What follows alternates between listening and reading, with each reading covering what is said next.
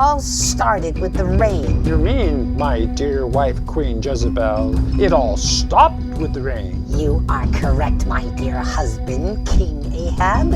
It all started when that prophet, that troublemaker Elijah, announced that he was going to stop the rain for 3 years. In the name of Yahweh, the Lord, the God of Israel, whom I serve, I tell you that there will be no dew or rain for the next 2 or 3 years until I say so. No rain, no water, no crops, no peace. All because of that Elijah. I want that man dead. But my dear husband, for the past 3 years, your soldiers have looked everywhere for that wicked man, and no one has been able to find him. Elijah! So, there you are, the worst troublemaker in Israel. I am not a troublemaker, King Ahab and Queen Jezebel. You are, you and your father. You are disobeying the Lord's commands and worshiping the idols of Baal. If you turned away from your wicked sin and stopped worshiping those idols, God would never have stopped the rains. I will die before I stop worshiping the Queen of Heaven and her Lord. Okay, let's put your false gods to a little contest. Now, order all the people of Israel to meet me at Mount Carmel. Bring along those 450 prophets of Baal and the 400 prophets of the goddess Asherah, who are supported by Queen Jezebel. What is this? Some kind of trick? No trick, Queen Jezebel. Just a simple contest between your gods and Yahweh, the true God of Abraham, Isaac, and Jacob. I should have you killed right here, Elijah. No, dear King Ahab. Please, let this contest happen. We can prove once and for all that Yahweh is nothing in comparison to the mighty Baal and his wife Asherah. And since Elijah is the only prophet of Yahweh left alive, Yes, my dear, you killed all the rest of them. then how can one simple man stand against the holy prophets of Baal and Asherah all together? I will see you on Mount Carmel, King Ahab and Queen Jezebel. Yes, we will see you humiliated and defeated on Mount Carmel, Elijah.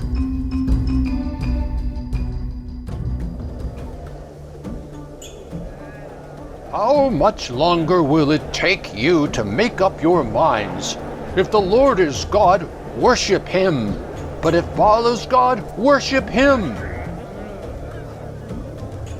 Isn't anyone going to say anything? You are all too cowardly to stand up for either your false gods or the true God. Elijah, you fool. Don't you realize that nobody in the northern kingdom of Israel believes that Yahweh can fight against Baal? I am the only prophet of the Lord still left, but there are 450 prophets of Baal. That's right, you are all alone. Bring 2 bulls. Let the prophets of Baal take one, kill it, cut it in pieces, and put it on the wood, but don't light the fire. I will do the same with the other bull. Then let the prophets of Baal pray to their God, and I will pray to the Lord. And the one who answers by sending fire, he is God. Yes, this is a great idea. Let the Lord Baal prove that he is God, or let Yahweh prove that he is God. Since there are so many of you, you take a bull and prepare it first. Pray to your God, but don't set fire to the wood.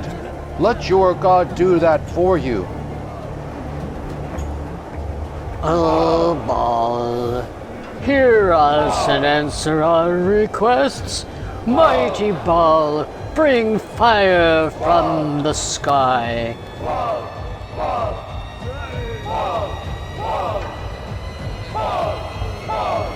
You boys have been calling out to Baal for 4 hours, and nothing has happened.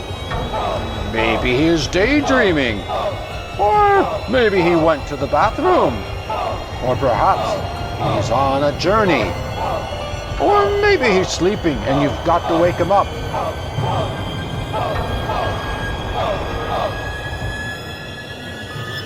All right, you people. Baal's had his chance. Now it's Yahweh's turn. Come closer to me, people of Israel. They all gathered around him. Elijah set about repairing the altar of the Lord which had been torn down. He took 12 stones, one for each of the 12 tribes named after the sons of Jacob, the man to whom the Lord had given the name Israel. With these 12 stones he rebuilt the altar for the worship of Yahweh. He dug a trench around it, large enough to hold almost 14 liters of water. Then he placed the wood on the altar, cut the bull in pieces, and laid it on the wood. Fill 4 jars with water and pour out on the offering and the wood. They did so. And he said, do it again. And they did. Do it once more, he said. And they did. The water ran down the altar and filled the trench.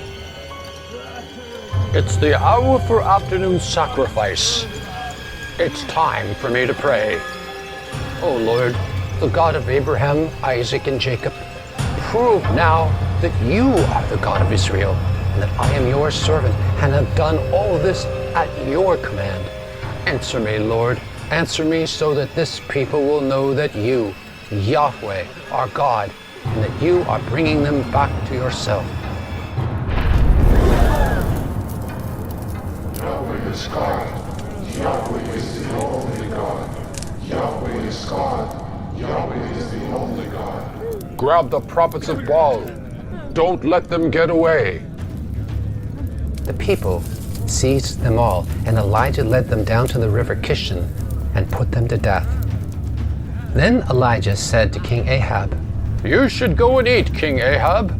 I hear the roar of rain approaching. While Ahab went to eat, Elijah climbed to the top of Mount Carmel, where he bowed down to the ground with his head between his knees.